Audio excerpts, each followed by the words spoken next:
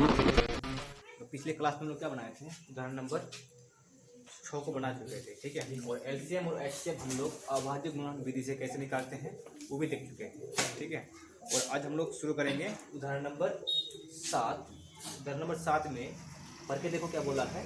अभाज्य गुणनखंडन विधि द्वारा 96 और 404 का एचसीएफ ज्ञात कीजिए तो क्या करते हैं,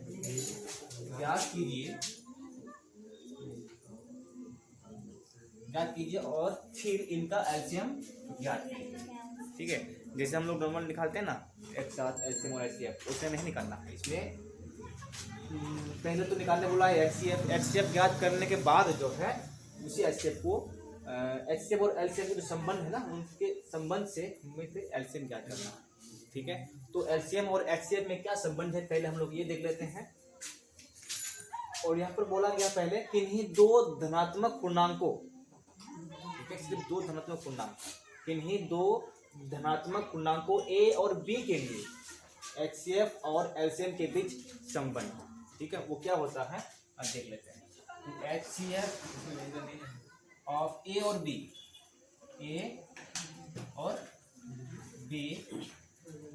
का गुणनफल गुना एलसीएम ए और बी का, ठीक है। ए और बी का एचसीएफ और ए और बी का एलसीएम बराबर होता है ए गुना, ठीक है। तो ये है दोनों के बीच में संबंध, ठीक है।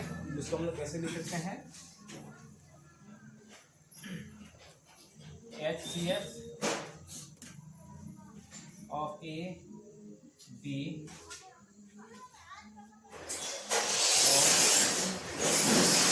एलसीएम ऑफ ए और बी का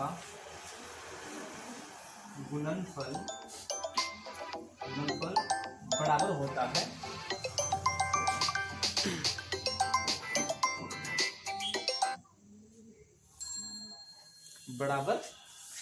इसमें दोनों संख्याओं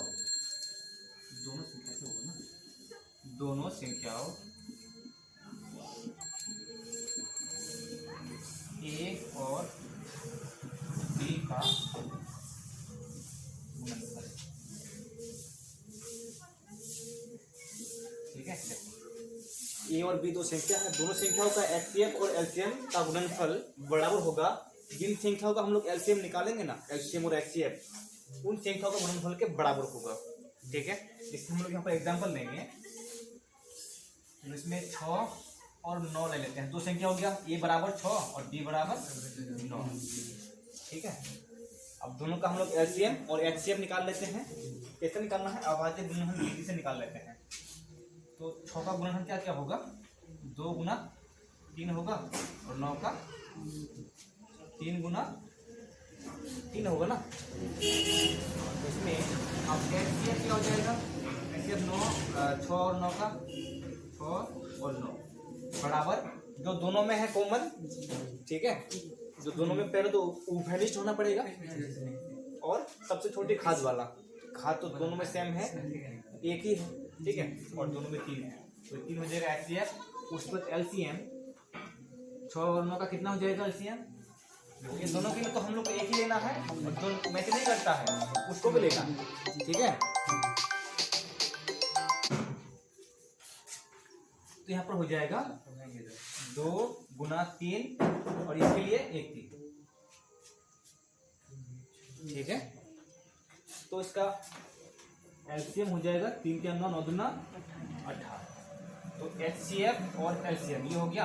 अब संबंध हम लोग का क्या है कि दोनों संख्याओं का एलसीएम और एचसीएफ का गुणनफल और दोनों संख्याओं का गुणनफल क्या होगा, बराबर होगा, ठीक है। तो यहाँ ध्यान दो, 9 लिखे हैं, 18 होना चाहिए ना।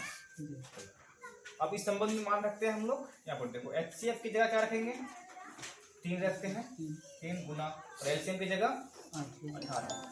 अब ए और बी बराबर होता है, ए और बी क्या है, ये है 6 और बी है 9, ठीक है।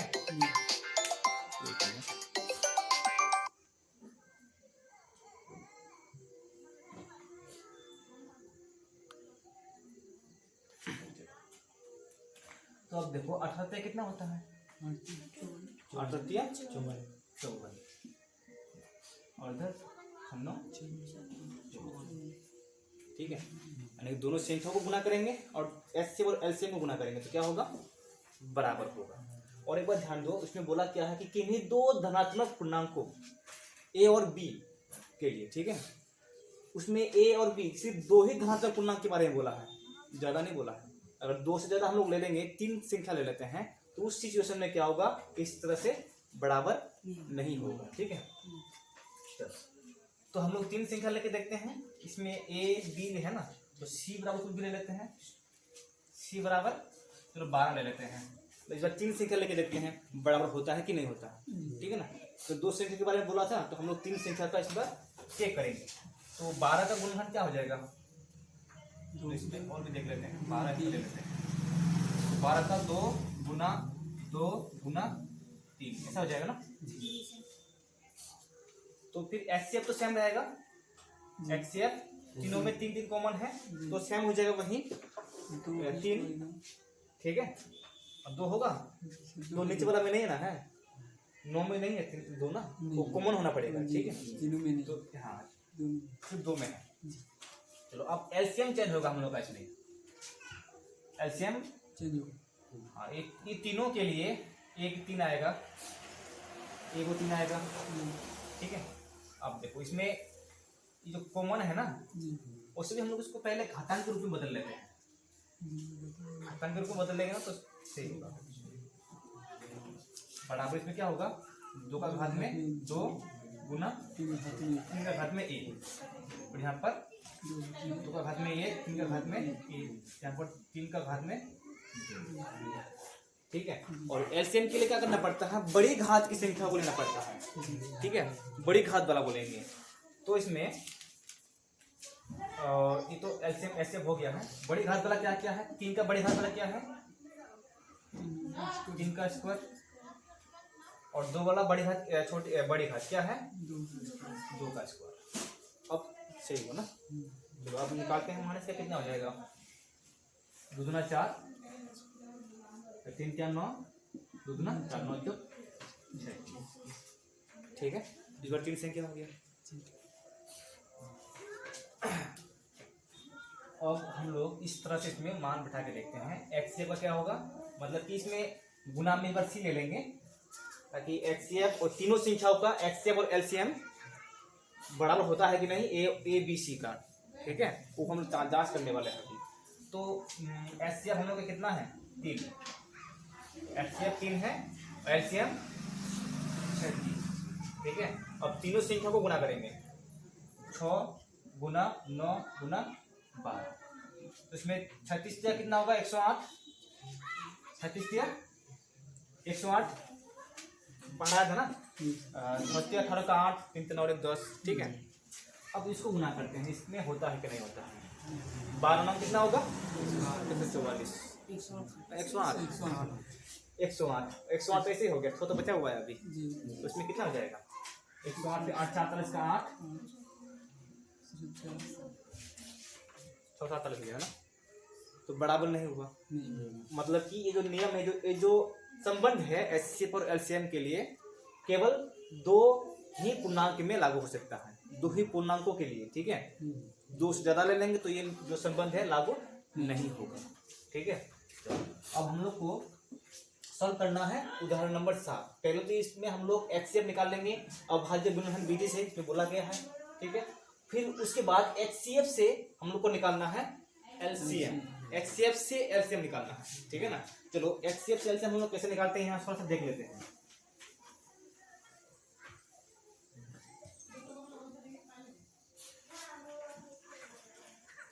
देखो इसमें एलसीएम निकालने बोला था ना, ये मान लो कि ये ए नंबर का सूत्र है, फॉर्मूला है, ठीक है, हम लोग का ये आगे भी काम आएगा। तो इस बार मान लेते हैं कि ये पी है, एचसीएफ ऑफ ए बी गुना में है ना, उसके साथ तो इधर आएगा तो भागा में, तो यहाँ पर रख लेंगे हम लोग L C M of A और बी बराबर, इधर क्या है, ए गुना बी है, इधर ये भाग में गुना में है, इधर आके भागा में, तो एच सी एम ऑफ ए ठीक है, एक फॉर्मूला तो ये हो गया एलसीएम निकालने वाला।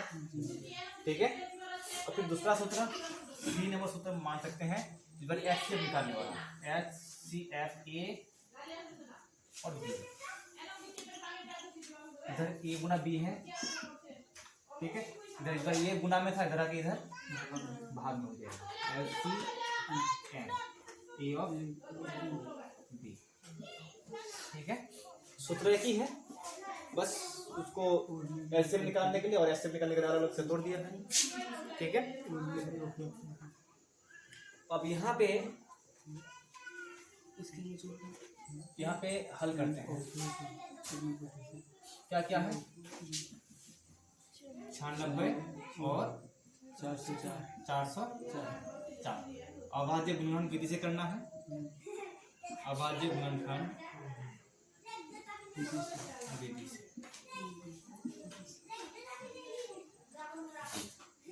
इसमें डायरेक्ट 96 का अभाज्य गुणनखंड बता सकता है? नहीं बता पाएंगे तो निकाल लेते हैं।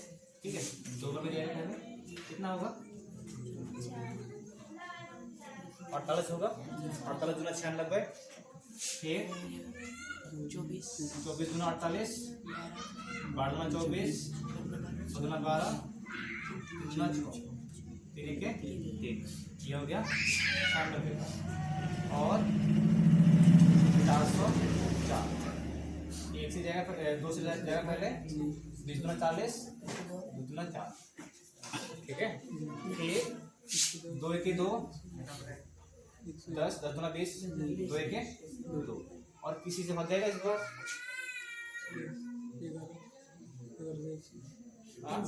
कितना से 3 से भाग नहीं जाएगा। 3 का एक नियम है, ठीक है ना। 3 का नियम क्या है, अगर अंकों को पहले जोड़ के देखो, अंकों को जोड़ने के बाद जितना, अगर उसका योग अगर कुछ भी आएगा, मान लो कि इसमें कितना आता है, इसमें 2 आएगा, इसमें 2 आएगा ना, अंक को जोड़ेंगे तो ये 2 भाग लगना चाहिए। अगर ये 2 भाग लग जाएगा 300 तो ये 3 भाग लग जाएगा। ठीक है, यहाँ पर देखो 1, चलो जैसे ये 21 है ना, 21 में अंकों को जोड़ के देखो तो कितना होगा, 3 होगा, और 3 से भाग लगता है। तो ये 3 का नियम है भाग लगने वाला। ठीक है, हम लोग 6 क्लास में उन लोग को पढ़ाए थे, तुम लोग को पढ़ने से तुम लोग को पढ़ता है। तो इसमें कितना करेंगे, कितना से भाग जाएगा, 101 लगभग, तो किसी से भाग नहीं जाता है। ठीक है, तो यहाँ पर हम लोग लिखेंगे अब 96 का अभाज्य गुणनखंड 2 गुना 2 गुना 2 गुना 2 गुना 3, सही ना, 1 2 3 4 5, 1 2 3 4। अब लिखेंगे इसको घातांकीय रूप में। 2 का घात में कितना हो जाएगा, 5, और 3 का घात में 1। उसके बाद फिर 404 का 2 गुना 2 गुना 101 बराबर हो जाएगा 2 का घात में 2 गुना 101, घात नहीं होगा। ठीक है, अब हम लोग को निकालना है HCF और किसका, 96 और 404 का। 404 का क्या करने बोला था उसमें, HCF का नियम क्या था कि सबसे छोटी घात वाले होना चाहिए और कॉमन होना चाहिए, उभयनिष्ठ होना चाहिए। इसमें उभयनिष्ठ कौन है, दोनों में कौन है, केवल 2 ना है दोनों में। हाँ, तो उसको बोलते हैं उभयनिष्ठ, यानी कि कॉमन बोलते हैं। और घात क्या होना चाहिए, घात जो है ना वो छोटी होना चाहिए। क्या होना चाहिए, छोटी।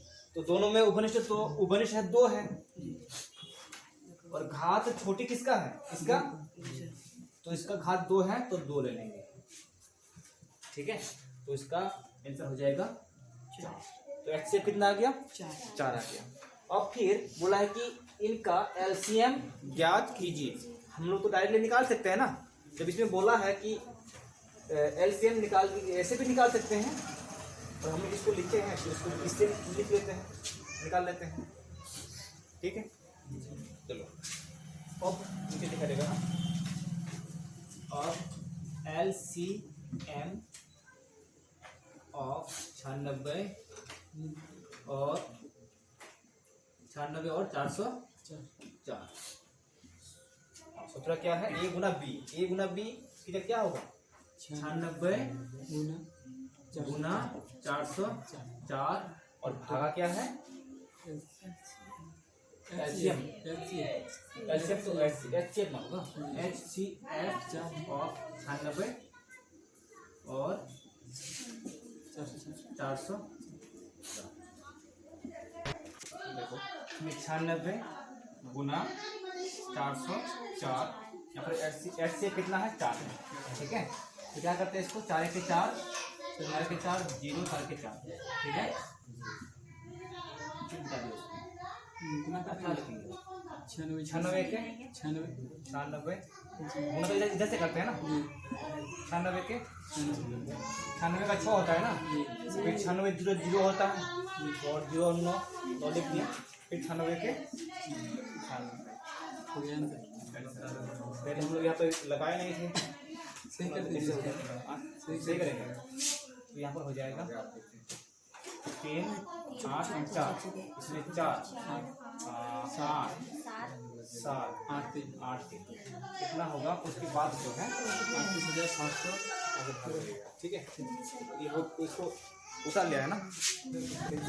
चलो आप देखते हो उदाहरण नंबर 8। ठीक है, 8 में संख्या 6, 72 और 120 का अभाज्य गुणनखंड विधि द्वारा HCF और LCM ज्ञात कीजिए। तो अभाज्य गुणनखंड विधि द्वारा ज्ञात करना है ना, तो सबका पहले एक करके गुणनखंड निकालते हैं। तो हल संख्या जब 6, 72 और 120। ठीक है, इसका अगर हम लोग निकालेंगे अभाज्य गुणनखंड ना, तो 6 का कितना निकलेगा? 2 गुना 3। ठीक है, तो उसको हम लोग लिख देंगे संख्या में 90। और 72 का निकालेंगे तो 6 का निकालेंगे ऐसे, तो 2 3। ठीक है, फिर 72 का निकालेंगे 2 36 72 8 दूना 36 9 दूना 18 3 दूना 3 3 9। ठीक है, तो इसका निकल जाएगा 2 गुना 2 गुना 2 गुना 3 गुना 3। ठीक है, और घातांक के रूप में 2 का पावर में कितना होगा? 3 और 3 का घात मूल्य में 2। उसी तरह 120 का कितना होगा? 2 6 दूना 12 3 दूना 6 15 दूना 23 3 5 15 5 तो इधर हो जाएगा भाव 120 का। तो 2 गुना 2 गुना 2 गुना 3 गुना 5, ये 5 है ना। अब 2 का घात में कितना होगा? 3 का घात में 1, 5 का घात में 1। अब करना HCF ऑफ 6, 72 और 120। तो HCF क्या होता है? पहला तो वो उभयनिष्ठ होना चाहिए, उभयनिष्ठ, और दूसरा मतलब सबसे छोटी घात वाला होना चाहिए। ठीक है, तो छोटी घात वाला पहले कॉमन चेक करो, कॉमन कौन कौन है? 3 घात, 2 भी कॉमन में है और 3 भी कॉमन है। ठीक है, तो HCF के लिए छोटी घात वाला चाहिए। तो 2 का घात इसमें 3 है, ये बड़ा बड़ा वाला है, तो 2 का घात 1 लेंगे। अब इधर 2 का घात 3 का घात 1 है, ले लिए। ठीक है, तो कितना होगा? 3 दूना 6। HCF हो गया ये।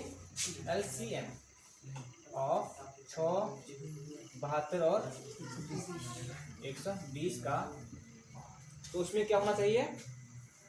इसमें कॉमन जरूरी नहीं है। ठीक है ना, इसमें जो भी संख्या इसमें शामिल है उन सबका बड़ा घात बड़ा होना चाहिए। पहले इसमें 2 है, 2 का बड़ी घात क्या है? 3 है ना, इसमें भी 3 है, इसमें भी 3 है, दोनों सेम है तो 3 ले लेंगे। उसके बाद अब इस पर फिर 3 भी है, तो 3 का घात बड़ी क्या है? 2। 3 का घात 2। अब इसमें 5 नहीं है, फिर भी लेंगे क्योंकि 5 तो यहाँ पर है ना। 5 का घात में कितना है? 1। ठीक है, गुना करेंगे तो कितना होगा? 8 होगा इसमें, 9 और 5, 8 पंजे 40, 37 समझाएगा। ठीक है, बोला सही है ना फिर गलत है? सही है ना। चलो चार लो। उसके बाद नेक्स्ट क्लास में देखेंगे प्रश्न वाली।